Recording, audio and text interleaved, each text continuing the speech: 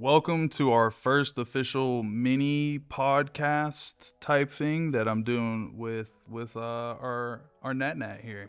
Hey guys, I'm Nat. They know who you are, Natalie. I would hope so. They know who you are. Anyways, guys, like we don't know exactly what this podcast is going to be called, so we want to start off by just asking you guys, what do you think the podcast name could possibly be? Give us some ideas. The only name that we have come up with, C-Cup. or somebody who used to be here came up with, is C-Cup. C-Cup. You know, like CCU Cash podcast. Cards Unlimited podcast. It makes sense. Well, yeah, C-Cup. Yeah. So Okay. let us know what you guys think. give us some ideas. Yeah, give us some ideas. So, but what we're going to be talking about in these podcasts is basically just trading cards in general. We're going to give you guys an update on what's going on in Magic, Pokemon, all of the different TCGs and sports cards. Just kind of talking about current events, chopping it up about the hobby, and just talking and having some fun. So, we're going to start it off talking about the ban list. Magic. It's very interesting to me, being someone who's new to Magic, kind of looking and seeing at some of these cards, and some of them I don't even really understand, like, why they were banned in the first place. Yeah, I mean, I think there's a whole lot of that, to be honest, and a lot of the cards that were unbanned categorized under that list of, like, why were these banned in the first place? Like, they don't seem to be overwhelmingly powerful compared to, like, some of the stuff that is illegal. So I think that all of the unbans that they did were quality unbans and deserve to be unbanned. But a lot of stuff was left on the list that I personally should have come off. Outside of the obvious, like obviously Jeweled Lotus and Mana Crypt, I think they were made for Commander. The only reason that they have real value, especially Jeweled Lotus, is Commander. And I think the reason why people were so upset was those two sets, or those two cards, were like the driving force behind like the value of most of the sets, like over the last 2 or 3 years. 100%. So to like cash in on everybody buying these sets and then ban the card that like skinny, you can't play it. Yeah, it just feels really bad, and it doesn't seem like they have any intention of like righting that wrong, and it's almost as if they're not gonna unban it because of like how volatile the response was. And absolutely. Like it wasn't everybody, but there were definitely some people like with unalive threats. Really? Yeah, to the people on the board, which is crazy, completely inappropriate, completely uncalled for. Oh yeah. But it's never that deep. The response to me, like, that's not okay, but like the response makes sense. I feel as though because people responded that way, now they have to stand on it. Yeah, like they have to stand on business. Yeah, no, it's super annoying. Maybe after like a year or two passes, like they'll, you know what I mean? Give it some time or whatever. But I just want to go down the ban list here and talk about cards that I just don't think need to be on here. Like, I think most of the Power 9 should be on here. Ancestral Recall is way too good. 3 cards for 1 mana is ridiculous. A little OP. Yeah, I think Balance is questionable. I think Balance isn't so powerful. I mean, it is. It's a very powerful card, but I don't know. I think in Commander it could be okay.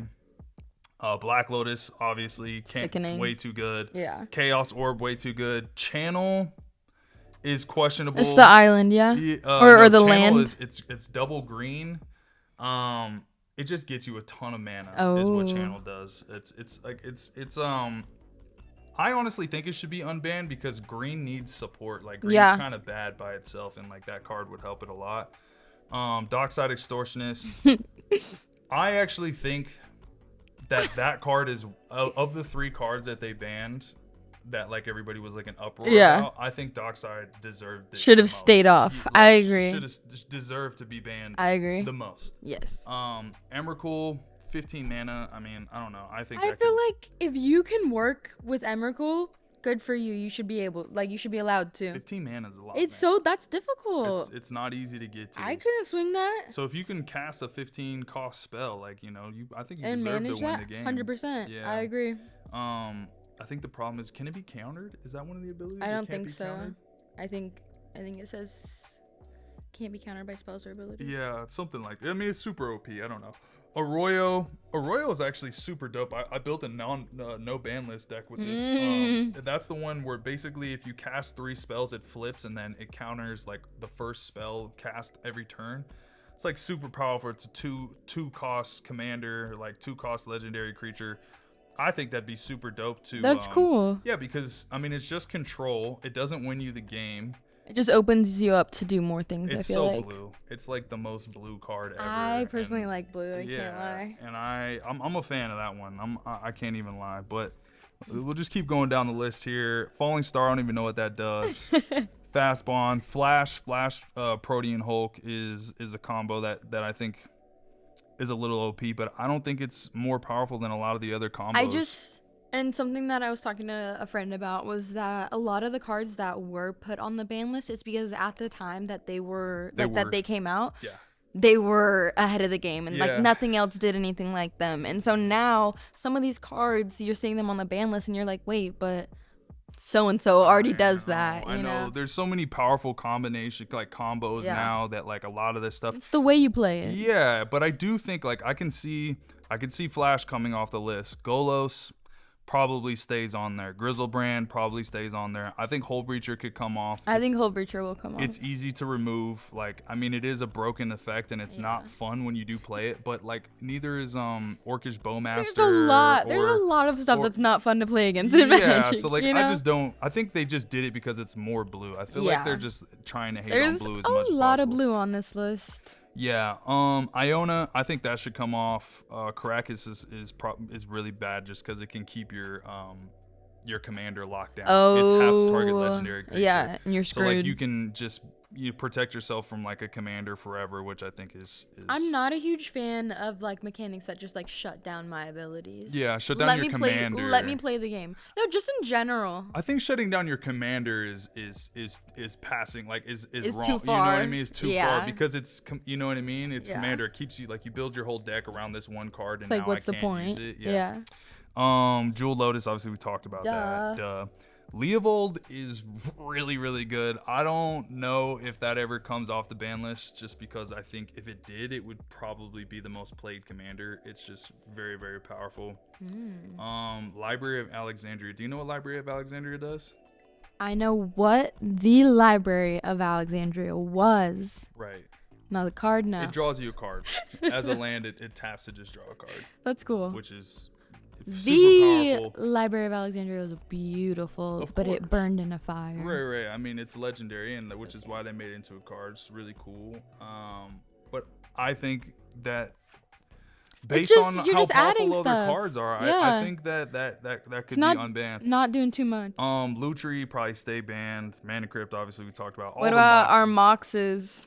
Moxes are too much. There's so many free mana mana rocks out there. Well, not as much anymore. They just took some out. Yeah, it took a lot out. So I mean, if they're gonna keep the other two banned, like these. Yeah. Actually, I think that these are less powerful than Mana Crypt. I agree. And what do you think? What do you think of them printing a new Mox while still having these banned? Like the Mox Jasper. Yeah, but that's not a little different. It's only for dragons. Like that's. I just think it's a little cool, like. But no. Yeah, it's Nadu. It's pretty interesting. Nadu's gonna stay on there. I still have Nadu built, by the way, which is just crazy. Mean, evil. Paradox Engine is. Again, there's combos out there that I think are more powerful. It can get out of hand with a lot of decks. Primeval Titan is probably one of the top cards I think should be removed. Really? Because it just gets you 2 lands. Oh. All the stuff for land draw, just small 6. Stuff like that. Yeah, Prophet of Crufix probably stays on the list. Raphaelos, I could see that coming off. Sundering Titan, maybe. Time Walk and Time Vault. Yeah. Those are too ridiculous. But yeah, I mean, God, there's Tinker, there's Tolarian Academy, Trade Secrets. A lot of these do deserve to be on the ban. Like there's not that many cards on there that need to come off, but overall, What do you think of the ones that have been unbanned recently? I think that they were spot on. I think those cards should be unbanned. I don't think that there's any like they're not OP. They don't change I agree, the whole game. As I was kind of going through it, like gifts ungiven, even like braids. Honestly, it's like I was like, why were these cards ever banned to begin with? Like they were just very because similar. they make people not like. Yeah. I think early on they were making people.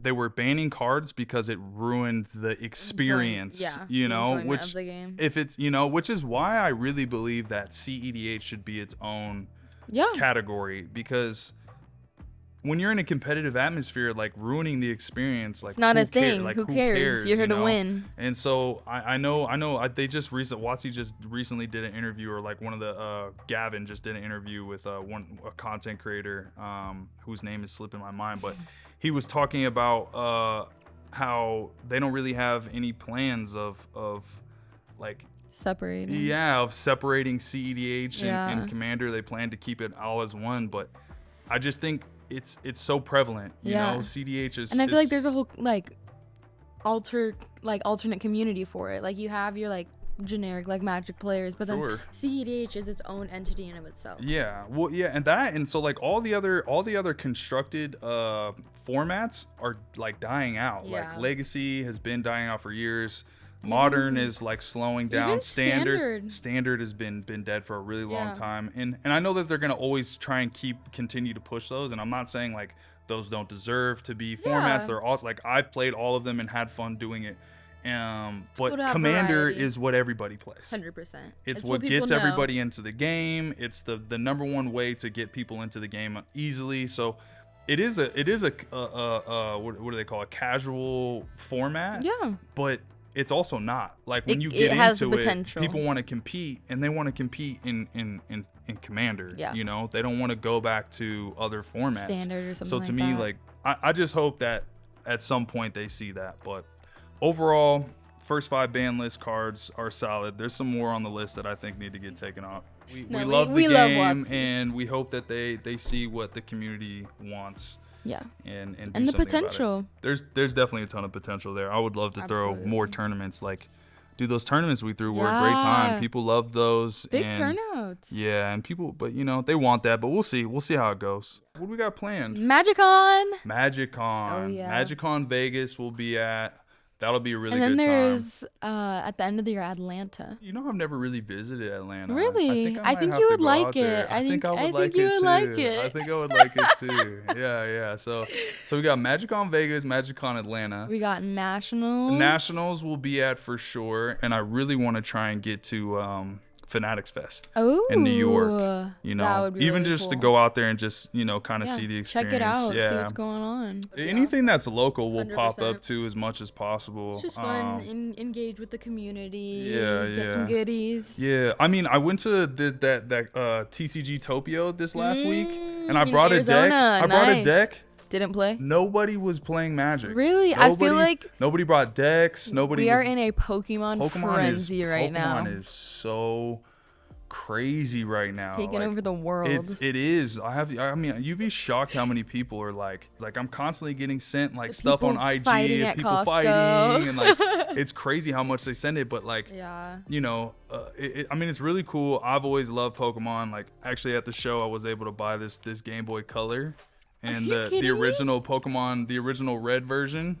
So I've already dumped 9 hours into that, and that was what this came out before I was born. Yeah, it did. I used to, you know, when little Natalie was born, I cradled her in my arms like this. With your Game Boy in hand. Yeah, with my Game Boy in hand. I was probably sitting there like, oh my God, it's a baby. Okay, it all worked out. Yeah.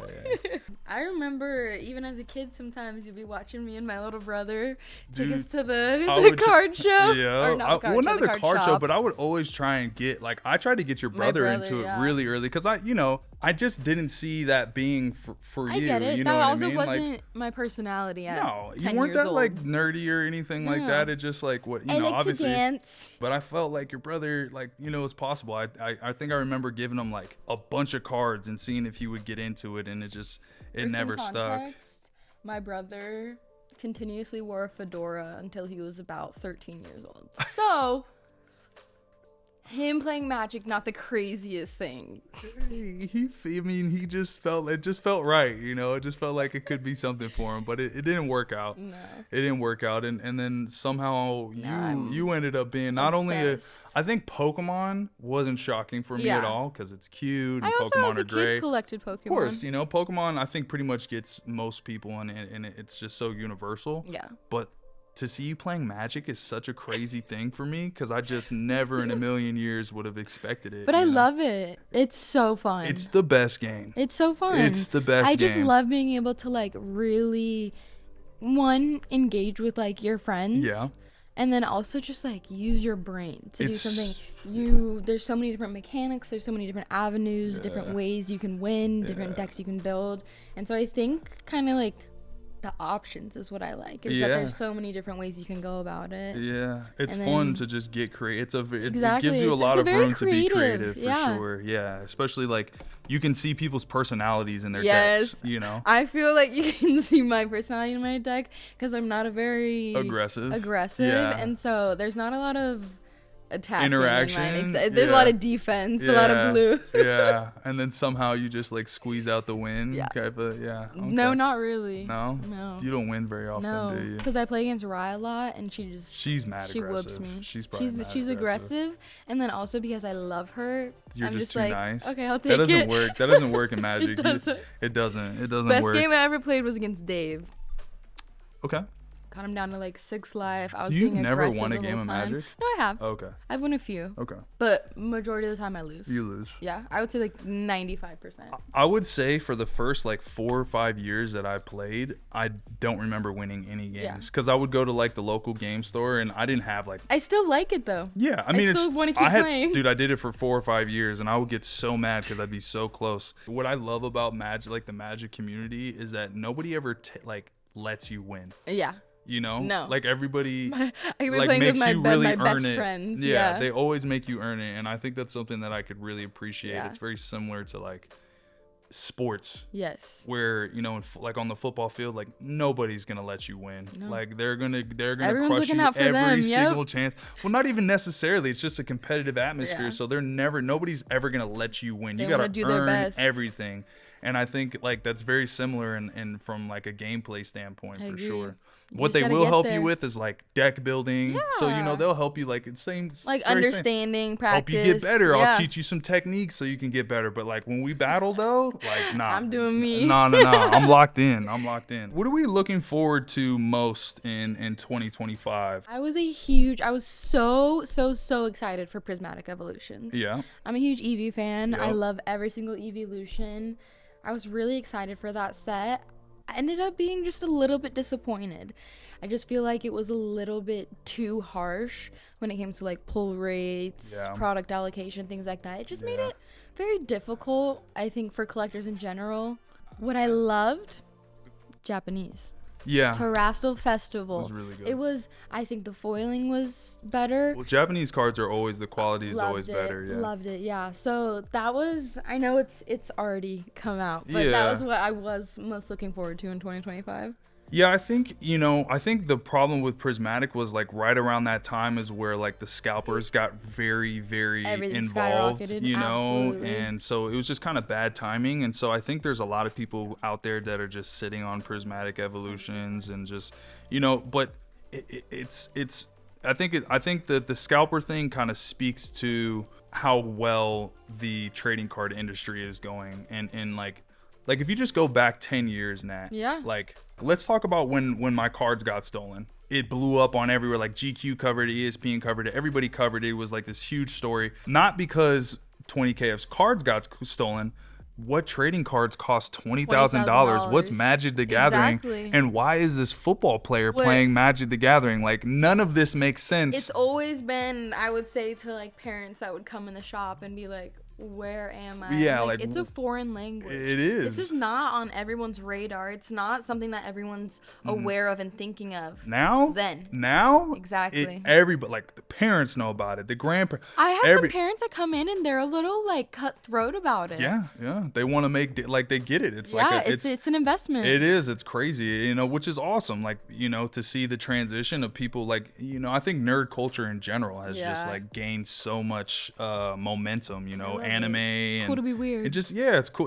But like 10, 15 years ago, like being weird was not tight. Like me watching anime all the time, like my vets would be like, Cassius, what are you doing? What's up with all this trading card stuff? And then it's so funny, like towards the end of my career, guys started getting curious and asking about it and like, dang, like you're kind of on something. So it's been crazy to see like how much just the hobby has grown and the Magic community, and like it's truly exploded. Having players hit me up like you've got like my boy Greg Gaines built some decks, built a deck for him, built a deck for Joe Manganiello. I had some of your like older friends come in, rip a bunch of Pokemon. It's just it's dope to see like guys start to get into it, or like Leonard Williams is like really into it now. Like I built him a deck, or helped build him a deck, and like sourced him a deck probably like a year and a half, a few years ago. Yeah. And now he's like locked in. He's doing MTG content creator. He's like starting a business and everything, which is just it's crazy. You know, it's crazy, but it's awesome to see how many people are getting into it. I've always said too that like I think it's a good hobby to have. I think there are very productive things that come from a hobby like this, whether it be like the investing aspect, the creative aspect, or just using your brain. For sure. And it's a fun thing to do, I think. I think it's a great thing for parents. I think it's a great father-son activity. Oh, absolutely. Obviously, you do it with the opposite, but I think specifically father-son, like, it's like, you get to go and have the experience together, going to the shop, like hanging out, just like being off your phone, just being locked in, like opening packs. It does have that like kind of gambly type of feel, but like absolutely. But it's a great feeling when you pull stuff. And then like the other thing I really like about it for kids is like, especially Magic and Pokemon, there's reading comprehension, especially with Magic. The reading comprehension, the game strategy, the game theory, using your brain, all that type of stuff. You really use your brain. And then I also love a little bit of math too. Yeah, well, the whole like knowing the value of your cards and how they appreciate, taking care of the assets, like trading, knowing the value. Absolutely. Just all those skills that you kind of develop, by being a collector. I think it's super valuable, and translates to the business world really well. So, my Magic vote, Edge of Eternities.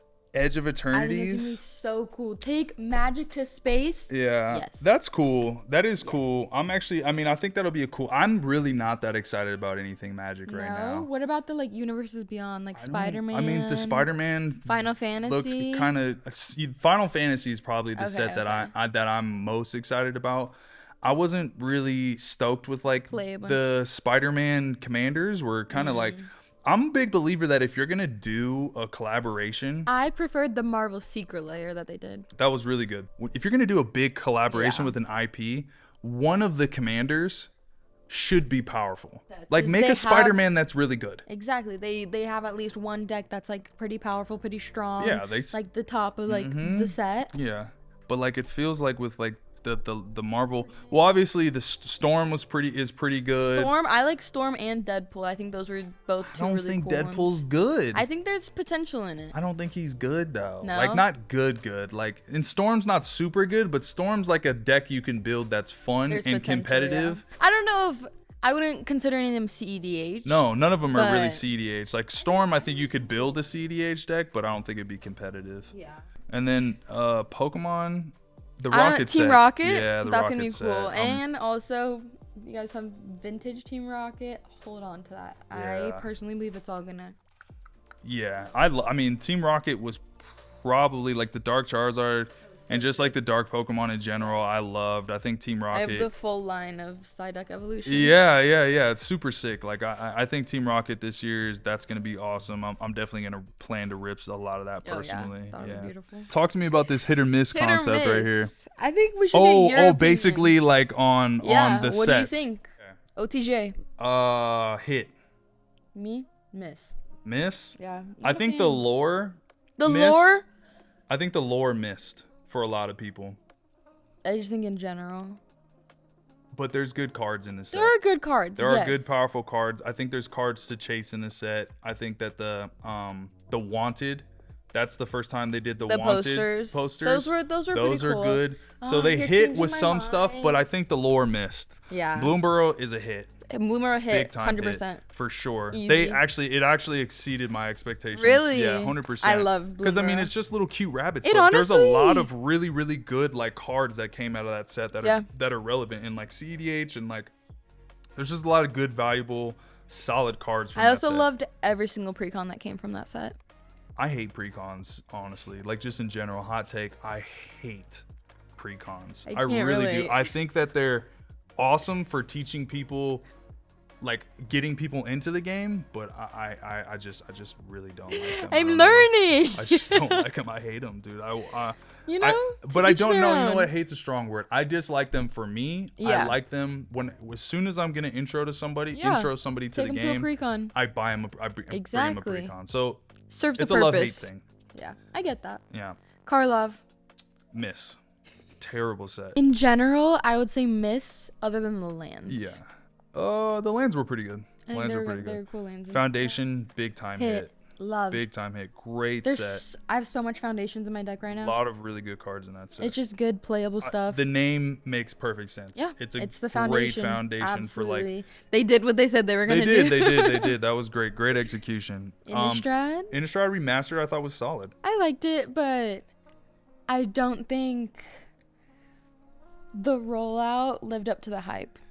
Well, they just stacked too many sets on top of each other, so I feel like Innistrad Remastered got kind of overwhelmed by like Aether Drift and stuff coming after. So I agree. I thought it was a good set. I'd say it's a hit. Aether Drift.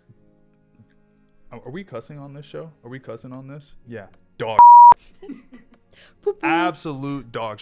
Like I hate Aether Drift so much. I don't like the mechanic of vehicles. No, they're terrible. I don't and everybody has always felt that way. But before even Aether Drift, like it's just weird. No, but nobody has ever liked vehicles. There was one card called Smuggler Copter, and this card was really good. It was prevalent. Okay, it was called Smuggler Copter, and it was only good in standard decks. Yeah. Okay. Because it gave you like draw effects, you know. But when you're talking about standard, like everything's like a lot better when it comes to standard. Because it's easier. But every other vehicle card has always sucked. It's a terrible mechanic. Like I can't believe they brought it back. I thought it was and to have a whole set pretty much revolved around that. Bad. Last but not least, Tarkir. Hit. Big time hit. I agree 100%. Big time hit. I think I might build a dragon deck. Dragons are sick. It's cool. I built a dragon, or I helped. When I say I built, like basically I guide people into like what this is what your deck should look like, and then you make the choice from that point. But Joe Manganiello, his favorite like D&D character is Tiamat, and he's like the Tiamat guy. He's like the dungeons, D&D, right? He's like the D&D guy. Like you want to talk about D&D, like you go to this guy. That's awesome. He's awesome. But he hit me up and wanted to put together this Tiamat deck back when it came out, and it is so good. It is a very, very consistent deck. You make it like OP. It's competitive. Like he wins like a good amount of the time when we play. I think it's a great deck. But dragon decks in general have been getting a ton of support, and then this set just like there's a lot of really, really powerful dragons to put in. And the Drago Genesis they don't even have to be the commander. Just put him in the 99. Oh, for sure. But that Drago Genesis card, crazy. If you play that, you win the game. Yeah. which you know what I mean? We were just talking about like cards on the ban list. Well, like OP. If you play that card, you win the game, and it only costs what, like 9? That was like Coalition Victory. Yeah. Coalition Victory. You have every color land and every color creature type. Yeah. You win the game. Yeah. But it's a 8 cost. I don't think 8's that crazy. I mean, I think that's a perfect to have that many things going on in your board state. All you have to do is kill the like, you know what I'm saying? Like to interact, kill one creature. Yeah. Or, you know, I think that they have. Do you have to have a creature of each color, or is it just one that you could have one creature that's 5 colors? I don't know. If there's we one, might need a judge for that. Either way, like there's ways to interact and like keep that spell from actually, you know, going through. So that's why it's like it's whatever. But Drago Genesis is a really, really powerful card. That card is pretty nuts. But all right, let's talk about Pokemon cards, hit or miss. My fave. Sets. 151. 151 always is, yeah. Always a hit. Are you Anytime kidding me? the original 151. The OGs. Yeah. The artwork out of that set, I spent thousands of dollars on 151. Which is kind of crazy because, you know, I mean, pay you pretty well, but like, you know what I mean? Spending $1,000 on Pokemon cards, you guys are I get a discount too. You guys are locked. You guys are locked. So bad. Yeah. I've never spent that much on any Pokemon hobby. set. Yeah. Well, yeah. Or anything in general. Well, honestly. I think that one's worth it. Like, I love 151. I think that hits home for a lot of people. I finished the 9 of like the Venusaur, Blastoise, Charizard, yeah. and Evolution. And those arts were illustration gorgeous. arts were so I nice. love the art. Yeah, they're really good. Great addition to Scarlet and Violet. We talked a little bit about Prismatic Evolution before. I actually have it on. It's hit and a miss. Hit and a miss. For what we already talked about. Yeah. I think it's a hit overall just because like the evolutions are. I love the so artwork. Cool. Even the like art rares that they did, like the illustration rares. Yeah. Gorgeous. Yeah. There was a lot of really cool It's stuff. a good set, but I think it came with a lot of controversy for sure. Prismatic Evolutions was really good for the meta of Pokemon. Tons of playable stuff, and then pretty much every set after that in Scarlet and Violet just ton of playable stuff for the Pokemon. I have to look more into like the playability of cards with Pokemon because I really never looked into it at all. EX is going crazy right now. Yeah, like the that. EX they just cards? phased out all of the like V's from like Sword and Shield era. I think like some you can still play. Some of the EX cards are really powerful. There's this one. You're not gonna think of it. There's no way. It's a little plant. Wow, what a awesome description. They will know. The comments. Yeah, the comments will know. It's a little plant, guys. If you can guess, here, you know, we'll do a little giveaway. Don't try and think of it. Okay. If you can think of the Pokemon that she's thinking about, and I'm gonna have her write it down on a piece of paper right now. I'll find it. We'll write it down on a piece of paper. If you can guess it, we'll give you 3 free packs. Yeah, there you go. 3 free packs. We'll figure out what Pokemon set it's from. We'll find 3 random Pokemon packs. First person to comment the Pokemon that she's thinking of. Hint. Little plant. It's a little plant. That's it. That's all you get. That's all you get. It's crazy. But it is an EX. Yeah. No, it's not actually. Okay. So just completely out of context there. All right. I still think they'll get it. You got a lot of confidence in our community. I do. That's great. Paldea Evolved. Loved. Hit 100%. I think so. Yes. I think so. I'd say hit. The Magikarp, there's just so many cool cards. I think it came out at a good time. It was before the it was Skyrise, you know. And so like getting product was still pretty manageable, and then the hits, you got the Magikarp, gorgeous. Great like stuff. there's a lot of really cool cards out of that set. Yeah. I love the Iono. Some cool stuff. Yeah, there were. I actually got a PSA. Junie cracked one of those, and we graded it, gorgeous. Got a 10, and so we'll hold on to that. It's part of his little collection. There. Yeah. I feel like trainers will always do well. Yeah, the waifu trainers. Yeah. They have their own market. They do. Speaking of waifu trainers, Journey Together, hit or miss. Miss. Why are you whispering? I feel like it's controversial. So speak up. That's what we want. That's what the people want. Say it with your chest, Nat. It just didn't really do it for me. Really? See, I got into Pokemon around Sword and Shield era. They were doing trainer galleries constantly. The artwork from that, absolutely stunning. Yeah. I just feel like I said this to Ryan the other day. I don't know if it was Ryan, but I said this the other day that I feel like it looks like a memorial photo shoot. Like you have the Pokemon and then you just have the silhouette of the trainer's face in the background. I think the artwork, it wasn't executed as well as it could have been. All right. So you're not a fan of the art from the set. No. I will Some say of them, yes. I do really like the Clefairy trainer card, like the main I think hit, that the one's main cute. chase. In the like I flower think Clefairy field. doesn't really have a whole lot of cards. Yeah. And I like Clefairy. It was like the first fairy type Pokemon. I think it's a dope Pokemon and it needed like another good card. Unomath. You just want to talk about Stellar Crown. Hit? Hit. Yeah. Yeah. I think so. Yeah. It's not, I didn't like it as much as I would say like Paldea or 151, but I think it was just a cute little smaller set that they put in. I like what they did with the Bulbasaur and the Squirtle. I do like those a lot. Obsessed. I think overall Pokemon did a great job with their releases this year. One thing I have to say, can we be done with Scarlet and Violet? This has been the longest era ever, I feel. Yeah, I mean, I feel you. I feel you. I mean, they did just like reset the whole like show, Oh yeah. with like new Mm-hmm. characters and everything like that. Whole So new era. yeah, But so I'm sure we'll get we'll get some fresh stuff here soon. yeah, But just overall, waiting. Pokemon's been crushing it this I year. love it. Yeah. I'm sick and obsessed. For obviously with Pokemon, we've seen a huge surge in like the value of cards and Oh yeah. the hype around Pokemon and just collectibles in general.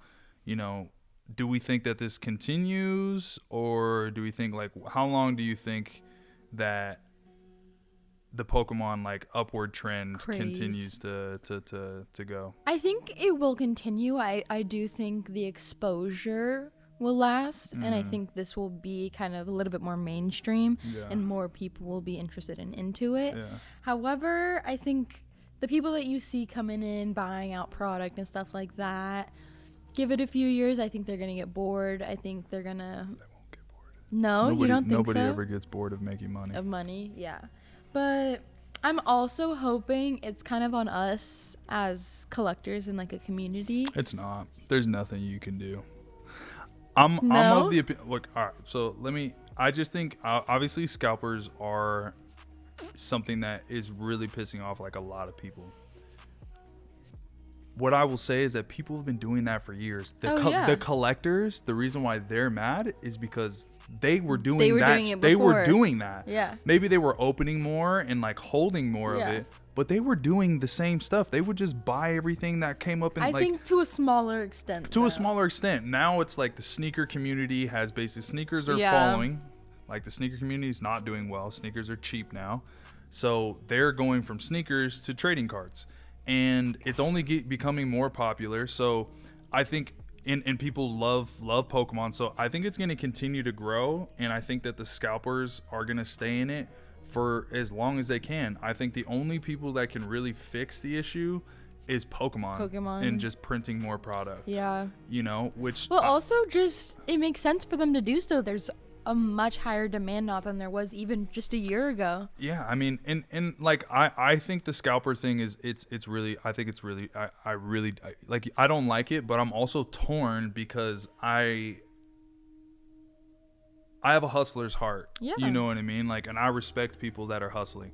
Obviously, it's not a hard hustle, go to Targets and Walmarts and buy all this stuff. Like, it's not. It does take, I will say, like a certain amount of effort and right. like, knowledge. Yeah, it doesn't really take much for anybody to do it, which is like, it just, you know what I'm saying? You just don't need to know. If you buy sealed product, you can resell it. It's super simple. So like, I don't like scalping. I really don't. Like, I want to get that straight. It's I don't think it's good for the community overall, but it's not going anywhere. Yeah. Like, they'll put restrictions on people buying. Like, they've been doing things, but like, it's not going to go anywhere. I think maybe a little bit of wishful thinking. I hope that it will calm down a bit. As long as they can make money, it's not going anywhere. Well, that's unfortunately the society. We live in a society. Yeah. Well, I mean, if you use the sneaker world as an example, right? Yeah. You can't, like, if there's a hyped set, like a hyped shoe, you can't go to Foot Locker or any store and get any of them. You can. I've heard of people pre-ordering shoes, and then the people selling them to like people or the employees buying them, and you know what I mean? Like, it's very hard to get, and it's been that way for like 10 years, ever since like I got enough money to even care about buying sneakers. It's been that way. So like, I just don't see a trend where it stops unless Pokemon becomes less popular and like, I don't know, but hopefully I think Pokemon can help by doing some like protocols and ultimately just printing more product. Yeah. I don't know why, but I just see that happening. I see a fizzle in the future. I truly don't have any basis for that feeling. It's just my opinion. The only reason I don't see a fizzle is because Pokemon does such a good job of feeding the culture and doing collaborations with like big companies. Like, every single collaboration that is Pokemon sells out. You remember the everywhere. Skateboard one? Skateboard that one. Was so I just cool. saw some like. It's the same thing with One Piece. I just saw some The One Piece basketballs, and I'm like, I need, you know what I mean? But like anything Pokemon does with any like relative, and they do a great job of collaborating with all these companies, and the show is still alive and well and thriving. And they're still doing movies like every couple of years. The thing that's super helpful too is that it will always have the nostalgia factor. That's never gonna leave, and then it'll just continue so in the future generations. Like, I think that Pokemon's built, and actually their CEO came out and said something like they're built, and like he's like confident that Pokemon will still be thriving in 30 years, which is crazy because I think they just had their 30th year anniversary or something like that. It's coming up here soon. Like, to think that they can do another 30 years is pretty crazy. But yeah, I ultimately think that Pokemon is going to continue to be a great investment. As far as sets that I would hold on to, you mentioned Team Rocket earlier. I definitely think like vintage sets wise, hold on to those. Also, any base 151 set, like Scarlet and Violet base set right now. Yeah, it's not crazy expensive. You can find boxes for like 120. I think it'll go up. I'm of the personal belief that if you just buy anything sealed, like if you buy ETBs or booster boxes, and you just hold them, they're gonna go up. Yeah, because like all of the quote unquote bad sets that I've ever seen since even just starting the shop, they were bad. Like I remember Sword and Shield, Chilling Rain, Silver Tempest. No one wanted it. Now they're like $400 or $500. It's crazy. Yeah. So like I'm just of the belief that if you you want to hold on to some sealed products, sure. You can never go wrong with singles. Yeah. Keep them conditioned. And then I've also this is a little insider right here, so for those of you who watch to the end, this is like a nice little teaser out there. I don't know if anybody's talked about this yet, but there's a belief out there that ETBs are gonna stop being made. And so holding on to ETBs, did you guys already talk about this right now? No, you didn't. I'm looking at Christian behind the camera because he had like 8 and sold like 6 of them. Oh, and he sold them. Opened like 2 of them. Well, what I would say, I mean, I've heard this from very, very reliable sources. So if you have the chance to go get some ETBs from some popular sets, I think that those will go up. I always love an ETB too. Like when parents come in to the shop sometimes and they're like, I need to get a gift for... Perfect. It looks so much better than the booster boxes. It's usually in a reasonable price range. It's a good amount. You get like 9 packs. You get the dice. You get the sleeves. You get a promo, a little box to hold it. Like, I love ETBs. I don't know why they would get rid of it, but like I've just heard that rumor from a couple of you have to have a little scarcity. You have to have. Yeah, whatever. I mean, maybe it'll go away and then it'll come back, but. Anyways, I had fun here today. I think we got to cover a bunch of good stuff. I love Pokemon. Yeah, she clearly loves Pokemon. We love trading cards in general. Yeah. Next week I want to talk a little bit more sports. I'm not gonna lie. I'm down. I'm ready. Be prepared. Football, I got you. Yeah. I'm dead serious. Football's not the only sport. I know. Just so you know. But I'm saying football, I got you. Yeah. Okay. Like I know a little bit of what's going on. Basketball too, just because Christian and my dad have kind of been watching it a lot more and talking about it more, adorable. And I'm always listening. I don't like baseball. Okay. Well, that's all. That's fair. You're entitled to your own opinion. Anyways, guys, thanks for coming. Thanks for tuning in. Make sure you guys follow, subscribe to all of our socials. Check us out, Cash Cards Unlimited on TikTok, YouTube, IG, all the different spots, all the socials, Twitter or X. Definitely hit us with a follow. And then again, we talked about this early in the episode, but what is the name of this podcast going to be? I don't know if I can get behind C-Cup. I just don't know if I can get behind it. So we need something better. We can do better. Help us, guys. You guys can do better. We can do better. We will do better. Yes. Appreciate you guys. Cash Cards forever.